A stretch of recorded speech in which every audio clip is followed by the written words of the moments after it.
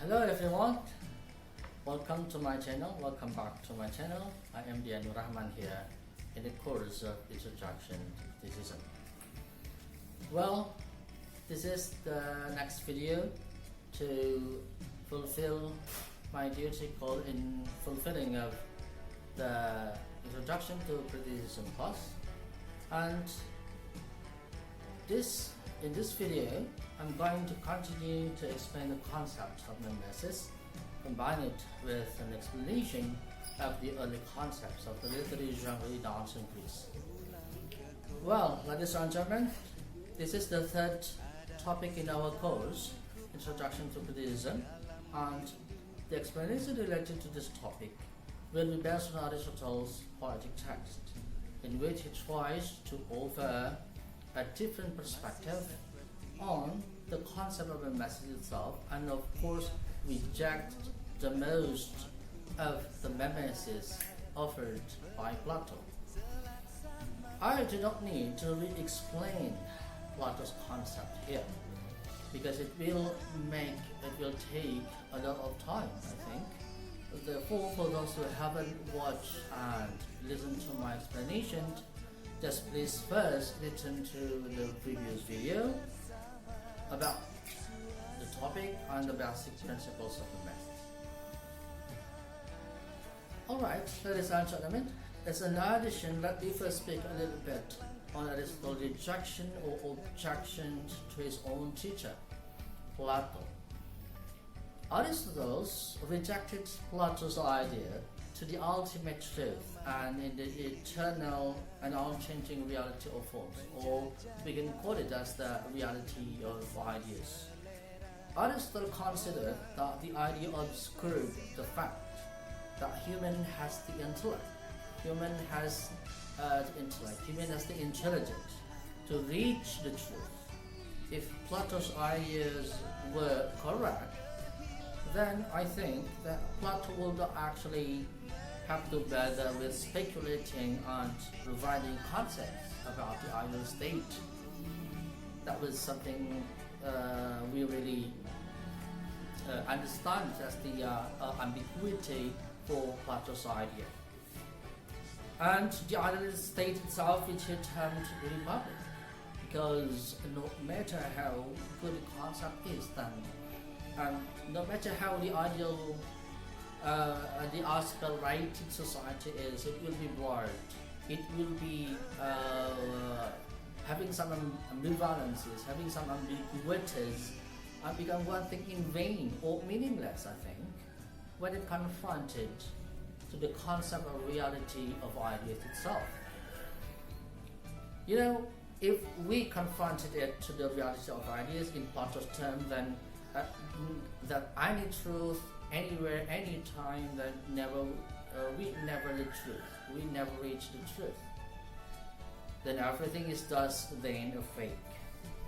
Departing from this, then for the Aristotle, truth is always a process, and therefore, as long as humans life, the truth will continue to change according to the ages. Aristotle believes that change is a fundamental reality, a natural process, which is a creative force with a teleological or purposeful end. He does not want to be trapped in a deadlock, I think, because human common sense is that creative force, that natural force, which throughout this life will continue to process, to seek and to find all the truths we live in here in our reality. In other words, this process then brings about a beginning and an end. And this kind of beginning and end are not in the world of the ideas, but exist in the real world. Exist in the visual world reality as we live in here. And not surprisingly then, because Aristotle's interest from the beginning was in natural sciences, so I think the path to truth is not only rational, but must also be proven by empirical things. Yeah. Aristotle was also the first to introduce the terms of the order, genus, and species in classifying and categorizing living things. From the belief in truth as a process, Aristotle finally came to the argument that art and all literature does not just imitate Plato imagines, but rather creates and reshapes the reality of natural matters into another reality, which is more life. This is based on two things, namely the creative power of human reason and human pleasure in sensing reality. It could be seeing, hearing, feeling, or touching, tasting, and smelling as well. That is why Aristotle's thought is being attached to the school of empirical rationalism, in contrast to his teacher Plato, who tended to be an idealist rationalism. For Aristotle, the act of recreating and the act of recreating or the act of recreation as the meaning of Mimesis is something that naturally exists in humans. So it is with literature. You can actually read the poetic text in my book and on page 45.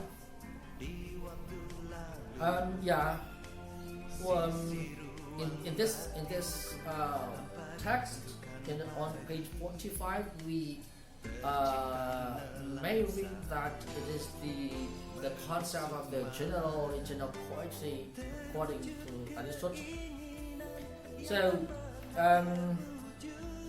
it will be started from it is clear the origin of poetry until the end of the execution or colouring or some similar rules. I think you may just read by yourself, and I think I'm going to continue to make more time more effective. I think continue to explain it on page 45 itself. Well, ladies and gentlemen, according to that page in the poetic text, it is shown that literature is created because of the creative power of humans. So, human has the natural instinct to imitate, and I think this is a kind of sarcasm if Aristotle still use imitation, because it is clear that the power of creativity is finally mentioned first rather than imitation. Well, I'm going to read first the thing that is really related to this in terms of poetic text on page 45. It is clear that the original poetry was due to two causes, each of them part of human nature. First, imitation is natural to man from childhood. One of his advantage over the lower animals being this, that he is the most imitative creature in the world, lends effort first by imitation. But I think that is the concept of the creative power in terms of imitation. In my opinion, this is just a form of appreciation, actually, to Plato himself, to his teacher, because to be still in line with Plato's theory, actually. Well, Aristotle put the creative power as vision, the rationalization of the learning process. From this learning process to imitate, humans then develop themselves to create and recreate what is in nature and then present it into a different reality. So, what can be imitated by the poet actually a different reality itself in terms using by the object of the word through language, and this is where the empirical side of man exists. That humans are basically feeling delighted to see the realistic object. No matter how sick they are, no matter how terrible they are, for example, pictures or descriptions of bloody corpse, for example, what is it, and the lowest animal, for instance. But we still see and read it. That is the process of human learning. So that the process of bringing reality back through literature is something natural, enjoyable, refreshing, and makes life to be a liveliest pleasure. Okay, then we can read on page 51 to 52 in my book that reality in the past, the reality that is represented in literary works is not something that has happened in the past, but it must represent what is probable, or the probability, and what is must need to happen. This is the necessity. That is the basic difference between literature and history. Literature represents a variety of probabilities, while history only describes the things that has happened in the past. So literature actually related to something that is universal, but history related only to something that is in a particular thing. Alright, the context discussed by Aristotle related to the probability and necessity is a clear part of the discussion of the process. Literature becomes good, becomes great, no longer because it's content, no longer because it's moral values. Well, no longer because its content must be praises to God or to heroes, as Plato said, but because of its shape. The content that is painful and terrible, maybe even immoral, as long as the form of it doesn't look realistic and appears real in front of our five senses, then this would be no matter thing at all. Well, starting to get noticed that now that Plato prefers more content to form, while Aristotle prefers more form over content. Thus, Aristotle's mimetic approach is basically more about the conformity about the form presented and materials that exist in nature itself, rather than the compatibility between the content in literature and the values in the reality of art.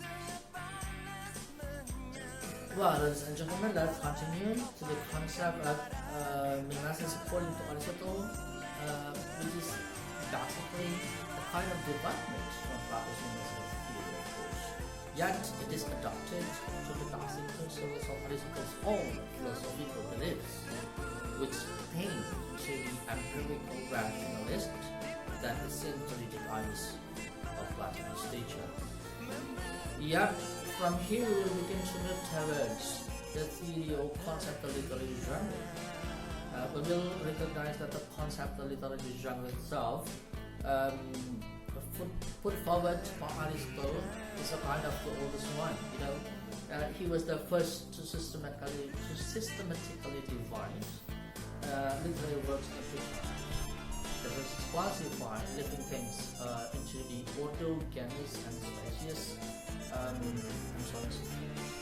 However, before we enter into the scope of the genre, it is better if we first identify the basic concepts, why these types of literature appear to us. Well, ladies and gentlemen, as we noted earlier, Aristotle, like Plato, also understood that all kinds of literary works are imitation of modes of mimesis. However, Plato's core thesis in the text of the Republic of the Ten, as we have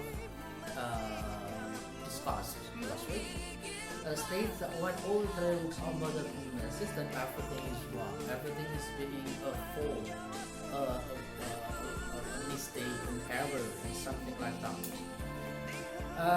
Unless the content of that mode contains the great morality of the divine people. Well, according to Plato, according to Aristotle, is Plato's failure to understand the different types of mimesis modes. For Aristotle, there are three different types of mimesis modes, each of which has its own characteristic. The three types of mimesis don't differ to one another based on one, means or medium, two, objects, and three, manner. I'd love to explain it one by one. The first is means or medium. This is the basic or material for information of the mimetic mode. The material for making paintings is of course different from the material for making literature or songs or other types of the artwork. Shape, colors, and lines may be important to painting, but they are not essential to poetry, to literature, to songs. Certain rhythms, even according to Aristotle, can reflect the character of the dancer as what he does, or even when two writers use the meter of the writing is still different because what is formed by the meter is different from one another. Therefore, Homer is still considered a poet, whereas Empedocles is a physicist, even though the two, both of them perhaps use the same meter to write. Now we turn to the second difference, which is the object. What Aristotle mean by objects were not objects actually. Were not objects like the flowers here. Were not objects like me, myself here. No, but actions actually. Whose actions? Of course, human action. And remember, the focus is not on the people, but more on the actions. Because human actions are broadly divided into two, namely good actions and bad actions. What appears in literary work is of course also in terms of good action and also good human action and also bad human action. Aristotle calls the good and the bad of an action as an agent. The point is that neither happiness nor suffering is due to the person, not because we are born or poor or born rich, but rather based on the human action itself. Whether he lives his life, decision is his life to happiness or to suffering. Therefore, according to Aristotle, the actions performed must be based on three things. The level of virtue that is above average, and then the second, or mediocre, or below it. As we shall see later, this will have a lot to do with Aristotle's classification and categorization of literary genres themselves. So, again and again, we are facing the ideology of the form, not the content.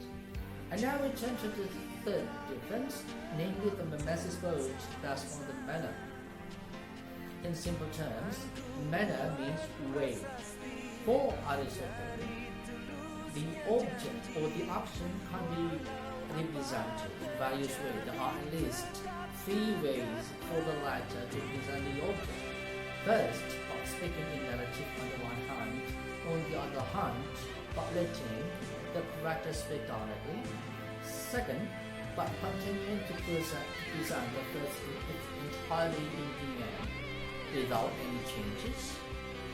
And the third, the writer can present the story in a whole dramatic way, as if the characters themselves are doing what is described in the story. Well, this will also affect the classification and categorization, because what we can put it as drama, for instance, is related to act. The concept of manner also contributes to the theory that will be discussed by modern literary theorists and critics regarding point of view of storytelling. But of course, we will not go too far for this, because it is sufficient, I think, just sufficient to understand now that the first manner is mixed point of view between first person and third person. The second manner is purely first person, and while the third manner It's purely the third person point of view. Well, when it becomes clear, I think let's continue to our journey to understand Aristotle's Poetics. But before that, I ask permission to explain this briefly because there are many aspects in Aristotle's poetic text that can be discussed. So therefore, in terms of the categorization, especially in terms of the tragedy, I ask permission to you to explain this briefly, because it will take a lot of time, I think, if I have to explain the whole things related to the poetics.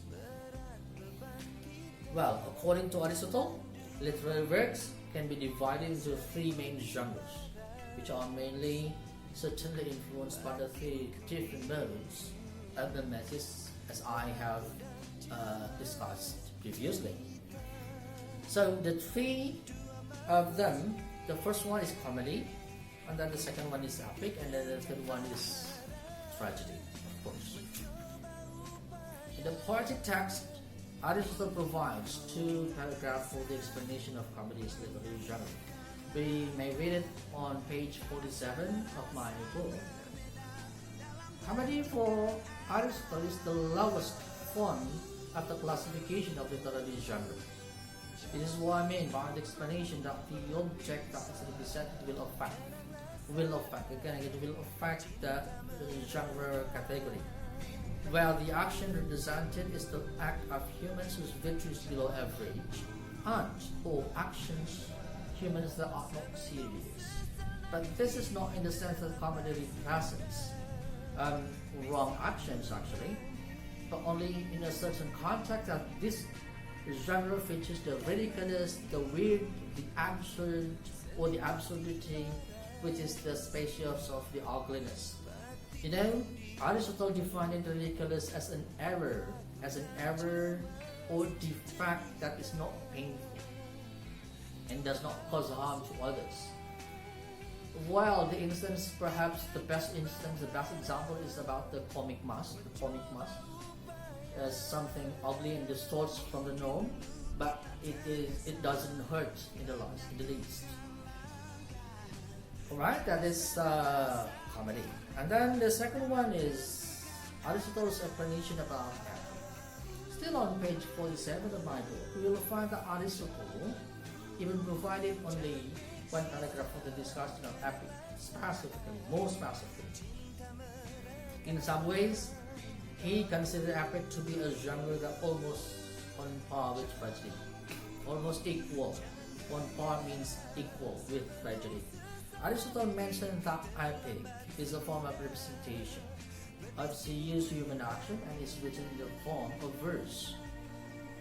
He continued that the difference between epic and tragedy lies in two things. There are, first, epic always written in verse and takes a narrative form, and then the second one is epic's duration never recognizes the time limit, and then in contrast to tragedy, which has a maximum duration of a full day, even if it's shorter than that.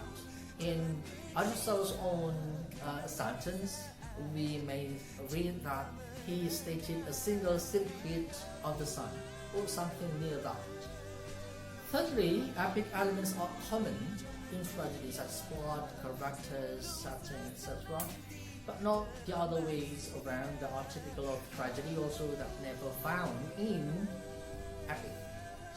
Therefore, epic is the class which is considered higher than comedy, but then it's lower than tragedy. Well, finally, we come to the peak of the discussion, tragedy. There are many aspects that must be explained here, I think, when we discuss tragedy. Therefore, I'm going to summarize as I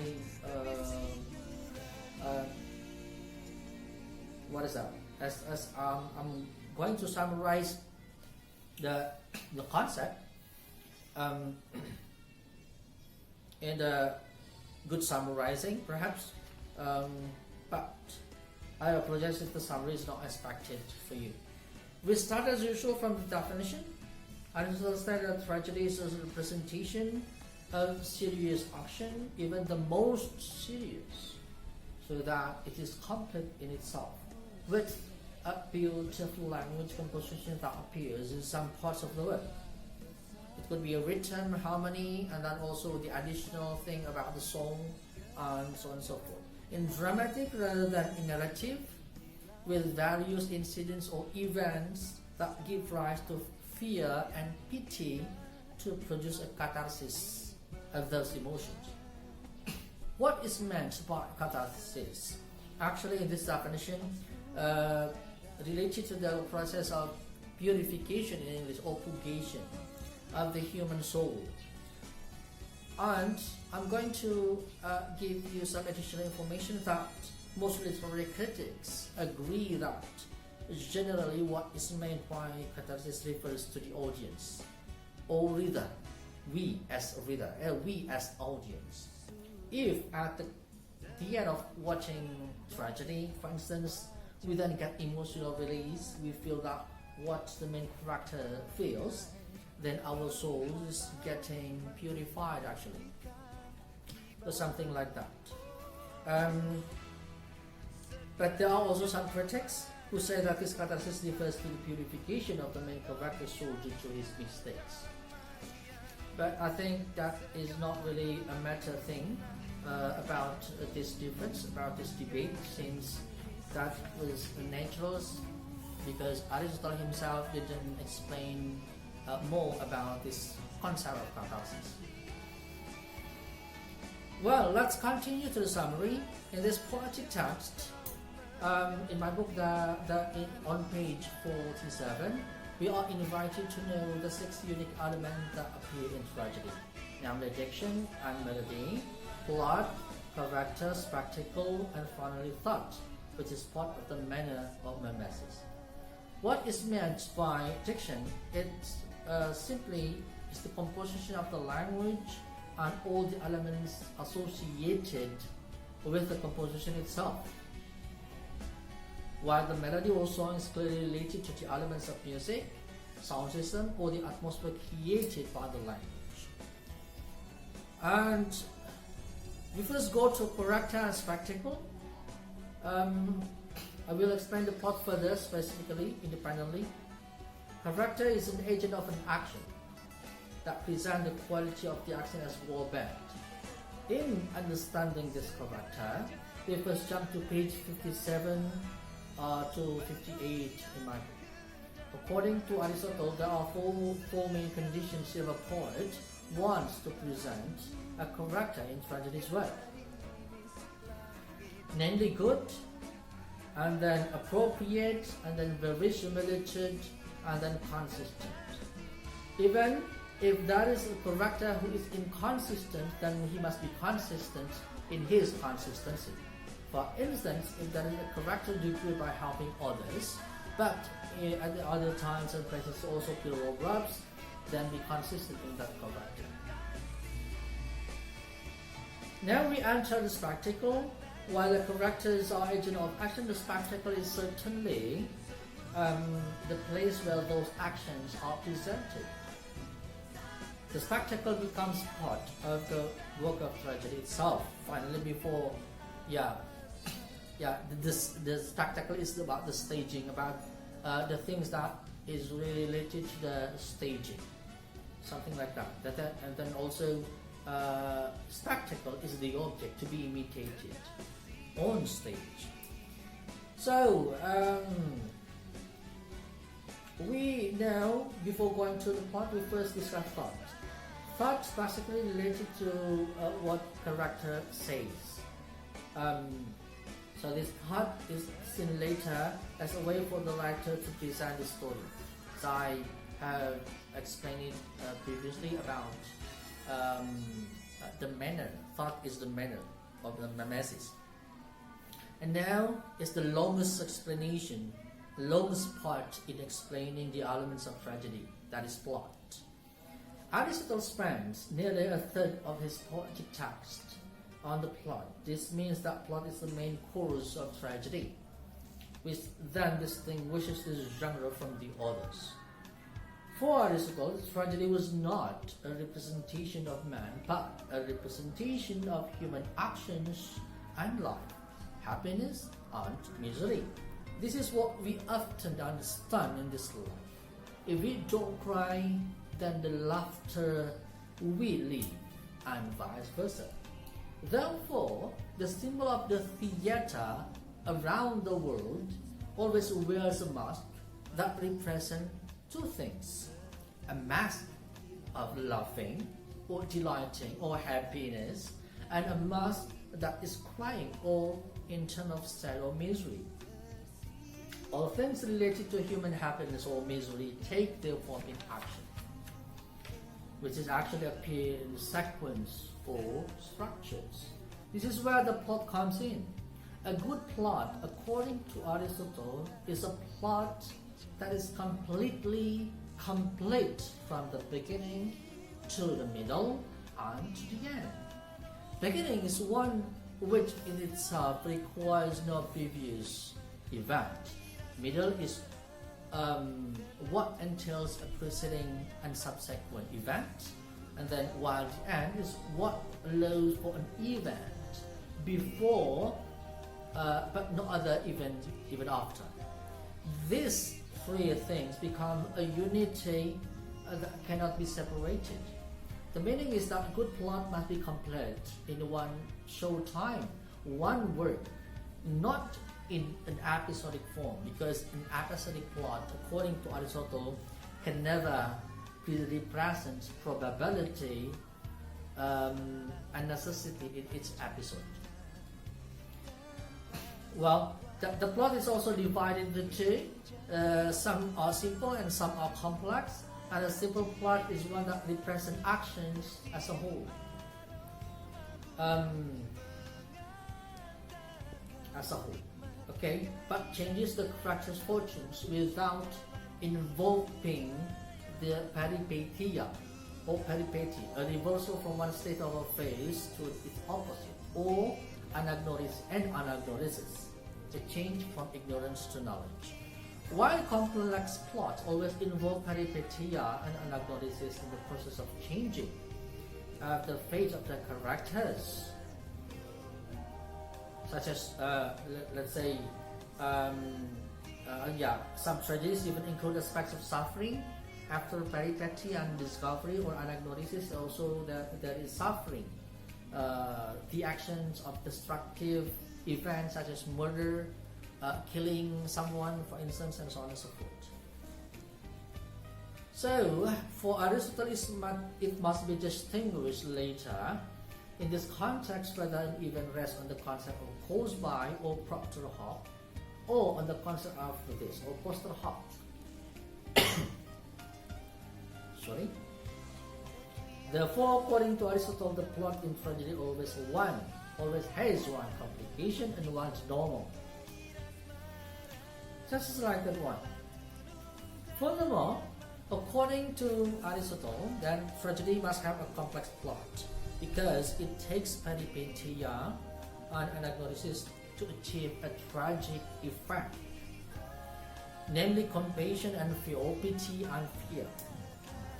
Without a tragic reversal fate, a work cannot be called tragedy. This is where the role of the hamartia concept comes into being. Hamartia, what in English is often referred to as tragic. Tragic flow is the reversal of the situation of the fate of the main character from happiness to misery, or suffering, not based on the badness of moral depravity of an action, but more based on the error of judgment. Let me take you an example. What kind of error of judgment is like this? Please allow me to give the example from Romeo and Juliet. Why did Romeo decide to drink poison after finished fighting with Prince Paris and succeed to kill him? Because here is an error of judgment.